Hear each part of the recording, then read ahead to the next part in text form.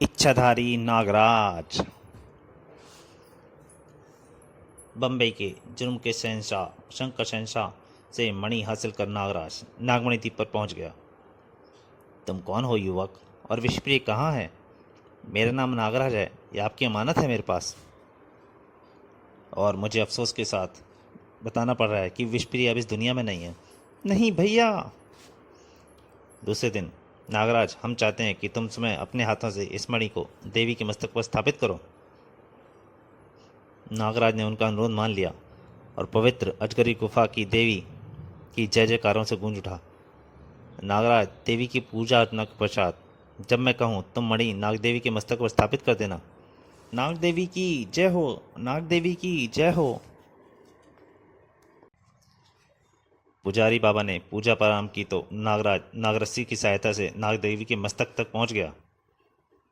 जैसे ही नागराज ने देवी के मस्तक पर मणि स्थापित की, पवित्र गुफा घंटियों से मधुर स्वरों से गूंज उठी, टन टन टन। फिर जैसे ही नागराज की मणि स्थापित कर नीचे उतरा कि देवी के हाथ में थमी माला उसके गले में आ पड़ी। ओ माला! नागराज, हमारी देवी ने आशीर्वाद तुम्हें मिल चुका है, हम चाहते हैं अब तुम यहीं रहो। हाँ, इस द्वीप की बागडोर मैं तुम्हें सौंपता हूँ नागराज, आज से तुम यहाँ के राजा हो। नागराज देवी के आगे नतमस्तक हुआ बताया, हे देवी माँ, अगर आप वास्तव में मुझ पर प्रसन्न हैं तो मुझे आशीर्वाद दीजिए कि मैं इंसाफ के लिए लड़ते समय मेरे कदम कभी ना डगमगाएं। उधर मणि स्थापना समारोह चल रहा था और इधर इच्छाधारी नागों के द्वीप पर मंडराता वह हेलीकॉप्टर जिसे एक नाग मानव देख चुका था। पाठक जानते हैं कि इस द्वीप पर केवल इच्छाधारी नाग ही रहते हैं। नाग मानव की सर्पीली निगाह निरंतर उस हेलीकॉप्टर का पीछा कर रही थी। नागमनों के देखते देखते हेलीकॉप्टर जंगल की धरती की ओर बढ़ा और एक विस्फोट गूंज उठा। नागमोहन भाग पड़ा। नागराज, नागराज, नागराज! वह धमाका वहां पे भी सुना गया। यह धमाका कैसा था नागराज? देखना होगा, आओ मेरे साथ। नागराज पुजारी बाबा और विसर्पी के साथ मंदिर की पवित्र गुफा से बाहर निकल ही रहा था कि नागराज, नागराज! क्या बात है सूलकंठ, यह धमाका कैसा था? नागराज तक पहुंचते पहुंचते सूलकंठ पूरा मानव बन गया था। उधर एक मशीनी चिड़िया गिरी है। मशीनी चिड़िया? हेलीकॉप्टर? ओह! अगर उनमें से कोई बचा होगा तो प्रहरी नाग मानव उसे देखते ही डस लेंगे। चलो मेरे साथ। उड़ती चिड़िया में आग लगी थी। उधर द्वीप के पैरियों ने हेलीकॉप्टर को घेर लिया था और एक उसमें इंसान जिंदा भी था। आह! एक नाग हेलीकॉप्टर सवार के गले में लिपट गया, लेकिन उससे पहले कि वह डसता, ठहरो, रुक जाओ। नहीं! और नागराज को देखते ही उसके मुंह से निकला, नागराज? ओह, तो तुम मुझे जानते हो? नागराज ने उसे हेलीकॉप्टर से बाहर निकाला। उसकी टांगें कुचल चुकी थीं, बुरी तरह घायल था। वह आश्चर्य से बोला, नागराज, तुमसे इस तरह मुलाकात अचानक यहाँ हो जाएगी मैंने सोचा भी नहीं था। मैं तो नागमणि द्वारा तैयार दूसरे नागराज की नीलामी में जा रहा था। नागमणि? दूसरा नागराज? क्या कह रहे हो तुम? कौन हो तुम? नागमणि के बारे में जानने के लिए पढ़ें नागराज के प्रथम कॉमिक्स नागराज, जो कि इस चैनल पर मैं पहले ही डाल चुका हूँ। पश्चिम जर्मनी के कुख्यात अपराधी हुड का प्रतिनिधि लीवर हमें प्रोफेसर नागमणि ने गोवा में आमंत्रित किया है। वह एक बार फिर एक हथियार के रूप में दूसरे नागराज की नीलामी करना चाहता है। हम दूसरे नागराज का सार्वजनिक प्रदर्शन भी देख चुके हैं। इस बार उसने अपने हथियार का नाम नागदंत रखा है। नागराज और नीलामी में भाग लेने वाले कुख्यात अपराधियों के सामने उसका विश्वव्यापी सार्वजनिक प्रदर्शन करके वह नागराज यानी तुम्हें भी कुख्यात कर चुका है। नागराज का नाम आतंक का पर्याय बन गया है। नागराज द्वारा स्विस बैंक में डकैती, नागराज द्वारा प्लेन हाईजैक, हत्या। नागराज को देखते ही गिरफ्तार करो। वे सभी लोग नागराज के दुश्मन बन चुके हैं जो कल तक उसे देखते देवता की तरह पूजा करते थे। नागराज को मार डालो, नागराज हत्यारा है, नागराज को मार डालो। वह नागराज जो बच्चों में सर्वाधिक लोकप्रिय हो चुका था, उसका पुतला जलाने के लिए बच्चों ने एक क्लब में भी एक क्लब सभा बुलाई है। बुराई के प्रतीक नागराज को पुतले को रावण के पुतले की तरह कल भरी सभा में जलाया जाएगा। नागराज मुर्दाबाद। पूरी कहानी विस्तार से जानने के लिए पढ़ें नागराज का दुश्मन। नागराज दांत पीछे सुन रहा था। हम भी नागमणि के निमंत्रण पर नीलामी में भाग लेने जा रहे थे गोवा, जो कि यह दुर्घटना घट गई। उफ, लगता है मैं बचूंगा नहीं। मुझे उस जगह का पता दो लीवर, जहाँ नागमणि। ओह, लेकिन नागराज की बात सुनने के लिए लीवर जीवित नहीं बचा था। ओह, इसका मतलब प्रोफेसर नागमणि एक और नागराज का निर्माण कर चुका है, जिसका इस्तेमाल वह एक बार फिर हथियार के रूप में करना चाहता है। नागराज को उस व्यक्ति की तलाश के दौरान कुछ नहीं मिला। और तब, पुजारी बाबा, आप सब कुछ सुन चुके हैं। इस समय मेरा भारत जाना बहुत आवश्यक है। लेकिन नागराज, तुम हमारे राजा घोषित किए जा चुके हो। तुम्हारे द्वारा द्वीप की बागडोर कौन संभालेगा? नागकुमारी विश्वरूपी और विश्वरूपी तुम्हारा मार्गदर्शन करेंगे पुजारी बाबा। और एक बार फिर आरंभ हो गया नागराज का सफर। मुझे इस नए नागराज के हथियार बनने से रोकना ही होगा। और फिर गोवा में इंटरनेशनल चाय क्लब के ऊपर से गुजरते हुए, अरे यह क्या, मेरा पुतला? उसी क्षण नागराज बेतहाशा चौंक पड़ा। ओह, तो ये तो हूबहू मुझसे मिलता जुलता है। निस्संदेह यही नागमणि द्वारा बनाया गया नंबर 2 नागराज है, यानी नागदंत। लेकिन ये यहाँ क्या करने आया है? उसी क्षण नीचे नागदंत ने तबाही मचानी आरंभ कर दी। उफ, मेरे रूप में नागदंत बच्चों में आतंक फैला रहा है। उसे रोकना होगा, नहीं तो वह तबाही मचा देगा। भागो, आहा। और अब नागराज नागदंत के सामने था। ओ नागराज, तो तुम आ ही गए। मुझे तुम्हारा ही इंतजार था। अब मरने के लिए तैयार हो जाओ। मैंने तुम्हें खत्म करने की कसम खाई है। हत्यारे, तूने नागराज के वेश में जो कुछ अभी किया है, उसकी सजा तो नागराज अवश्य देगा। नागराज ने अपनी सर्वशक्तियां नागदंत पर छोड़ी। नागदंत ने सर्वशक्ति का इस्तेमाल किया। यह शक्ति केवल तू ही नहीं, मैं भी इस्तेमाल करता हूँ नागराज। दोनों की सर्वशक्तियां आपस में ही गुथ गईं। सर्वशक्तियों से इससे नहीं जीता जा सकता। इस पर जहरीली फुंकार का इस्तेमाल करता हूँ। नागराज ने जहरीली फुंकार छोड़ी। ओह, जहरीली फुंकार! नागदंत ने जहरीली फुंकार बीच में ही काट डाली। दोनों फुंकारों के टकराते ही आग की भीषण चिंगारियां सी उठी और केवल धुआं। इससे शारीरिक शक्ति से ही निपट सकूंगा शायद। दूसरे क्षण नागराज की एक जबरदस्त किक नागदंत की खोपड़ी पर पड़ी। ठाक!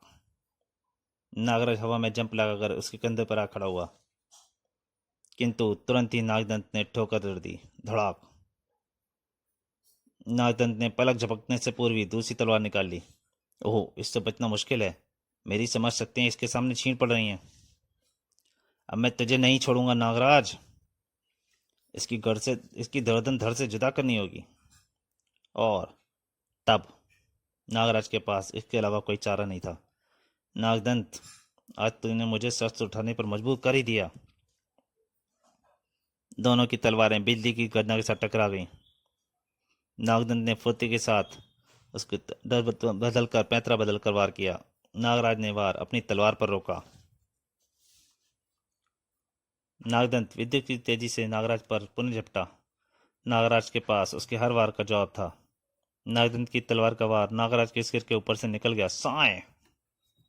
इसके बाद दोनों में भीषण जंग छिड़ गई। उफ, ओ था। तभी कड़ाक! नागदंत के एक भरपूर वार से नागराज की तलवार 2 टुकड़ों में बट गई। यह देख नागदंत भयानक ढंग से ठहाका लगाकर हंस पड़ा। हा हा हा, नागराज, अब तू मेरे हाथों से नहीं बचेगा। नागदंत ने उछलकर एक ठोकर नागराज के सिर पर जड़ी। धाड़! नागराज को पहली बार दिन में तारे दिखाई दिए। नागदंत मौत बनकर उसके सिर पर मंडरा रहा था। नागराज, कर ले अपने गुरु और भगवान को याद।